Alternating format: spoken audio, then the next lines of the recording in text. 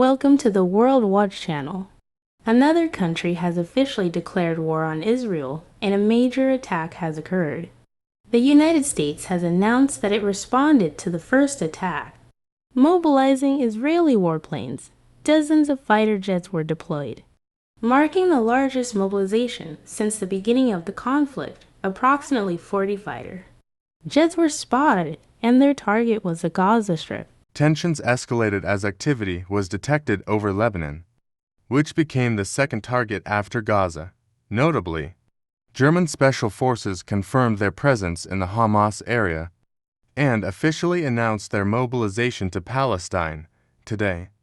We'll delve into the most critical events of the last few days. In the early morning hours, Israeli intelligence identified the location of a senior Hamas terrorist organization official. This senior official was communicating with terrorist organizations in different countries, coordinating a massive attack on Israel. The subsequent part of the video will shed light on this coordination, while the location of the senior official was identified. The meeting between the terrorist leaders concluded, and the initial steps of the attack on Israel commenced.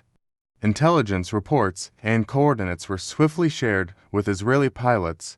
Consequently, dozens of Israeli warplanes were seen over the Gaza Strip. Following target identification, the massive air attack officially commenced. Israeli warplanes carried out numerous strikes on gathering areas, Hamas tunnels, missile launching pads, intelligence centers, and command centers where senior terrorist officials were situated. The warplanes also destroyed hundreds of mortar launching points used by Hamas to attack Israeli tanks. Most of these strikes took place in the Suji area. Additionally, as airstrikes continued, a significant development emerged from Israeli intelligence. Rafat Harb Hussein, the head of the Hamas military branch in the Rafah region, was neutralized. Shortly after, U.S. intelligence confirmed the neutralization of senior Hamas officials. In the Gaza Strip, the Hamas terrorist organization suffered heavy losses. Simultaneously, Hezbollah members conducted mortar attacks near the Mekelle area on the Lebanese border. Hezbollah aimed to divert Israeli army's attention northward, reducing pressure on Hamas. Israeli tanks moving towards the Matula region were redeployed to safer positions. Israeli unmanned aerial vehicles detected the location of the attack's organization near a Hezbollah outpost near Matula. This information was swiftly relayed to the Israeli tank unit, leading to a heavy attack on the Hezbollah outposts. Israeli tanks destroyed two outposts, where the attack was organized, and a group of 15 Hezbollah members opened fire on Israeli forces. A counterattack ensued, resulting in the neutralization of 11 out of the 15 members, with 4 wounded. The United States warship played a pivotal role as Hamas and Hezbollah incurred significant losses.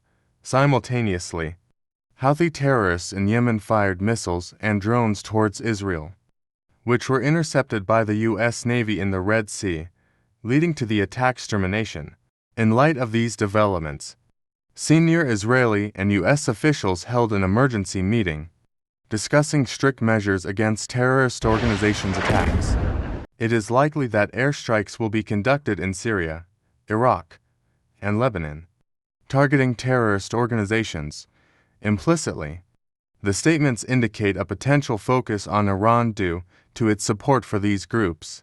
Lastly, Germany's deployment of special forces close to Israel became significant. Special operations units from KSK and soldiers from GSG-9 were dispatched to Cyprus. ISIS-affiliated groups launched an attack on Israeli gas towers near U.S.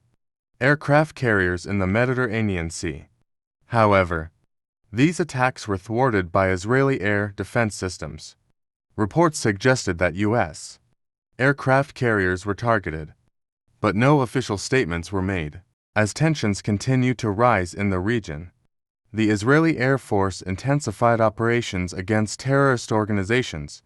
The second attack, organized by ISIS, was unsuccessful. With the Iron Dome intercepting all attacks, the future remains uncertain.